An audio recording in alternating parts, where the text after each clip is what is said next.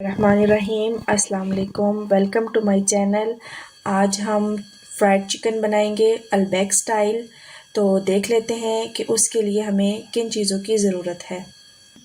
7 ہم نے leg piece لے لیے ہیں چکن کے۔ ادرک لہسن کا پیسٹ ہے 1 ٹیبل سپون، نمک حسب ضرورت، کالی مرچ 1/2 ٹی سپون، گرم مسالہ 1/2 T spoon, پپریکا powder 2 table spoon, vinegar 3 table spoon یعنی کہ سرکہ، سویا ساس 1 table spoon, oil 2 table spoon. اب سارے چکن کو ہم اس طرح فورک کی مدد سے سوراخ کر لیں گے۔ اب ہم نے تمام چکن کو ہول کر لیے ہیں فورک کی مدد سے۔ اب ہم یہ ساری چیزیں جو ہیں وہ اس چکن میں ڈال دیں گے۔ ایک باؤل لیں گے، اس میں سب سے پہلے سویا ساس شامل کیا ہے، سرکہ شامل کیا ہے، آئل شامل کیا ہے، ادرک لہسن کا پیسٹ، نمک شامل کیا ہے، کالی مرچ شامل کی ہے، پپریکا پاؤڈر شامل کیا ہے، گرم مسالہ مکس کر لیں گے۔ اب اس میں تمام لیگ پیس شامل کر دیں گے۔ اب اس کو مکس کر لیں گے اچھے طریقے سے۔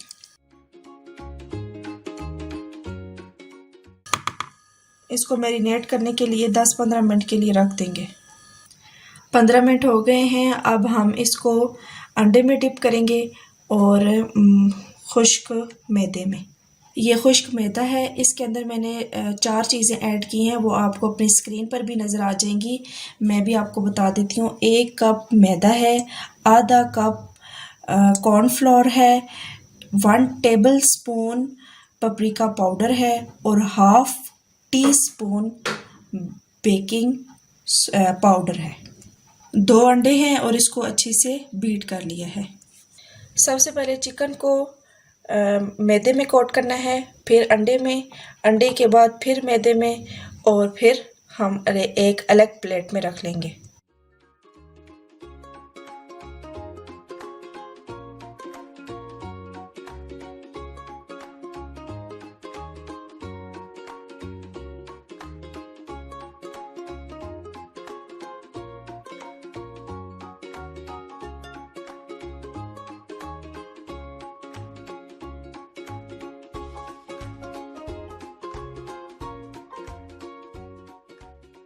ان تمام لیگ پیس کو کوٹنگ کر لیے ہم نے۔ اب ہم اس کو ڈیپ فرائی کریں گے۔ آئل ہمارا اچھے سے گرم ہو گیا ہے اور اب ہم اس کو ایک ایک کر کے ڈالتے جائیں گے۔ گولڈن براؤن ہونے تک اس کو کوک کریں گے، فرائی کریں گے، اور میڈیم فلیم رکھنی ہے تاکہ یہ اندر سے بھی اچھے سے کوک ہو جائے۔ اس کی سائڈ چینج کریں گے۔ یہ دیکھیں بہت ہی خوبصورت اس کے لیئرز بنے ہیں۔ اب دوسری سائڈ پہ بھی اس کو 15 منٹ کے لیے کوک کریں گے۔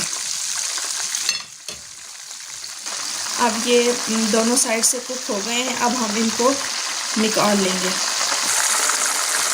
اور باقی ہم سارے اسی طرح فرائی کر لیں گے۔ ماشاءاللہ یہ ہمارے البیک سٹائل نیو طریقے سے ہم نے بنائے ہیں، بہت ہی مزے کے ٹیسٹی لگ رہے ہیں، تو بہت ہی خوبصورت بن گئے ہیں۔ اور آپ دیکھ رہے ہیں، اس کو آپ چٹنی کے ساتھ بھی کھائیں اور کیچپ کے ساتھ بھی۔ اور میرے چینل کو سبسکرائب کریں، اپنے چاہنے والوں کے ساتھ شیئر کریں اور لائک بھی کریں، اور مجھے اپنی دعاؤں میں یاد رکھیں۔ اللہ حافظ۔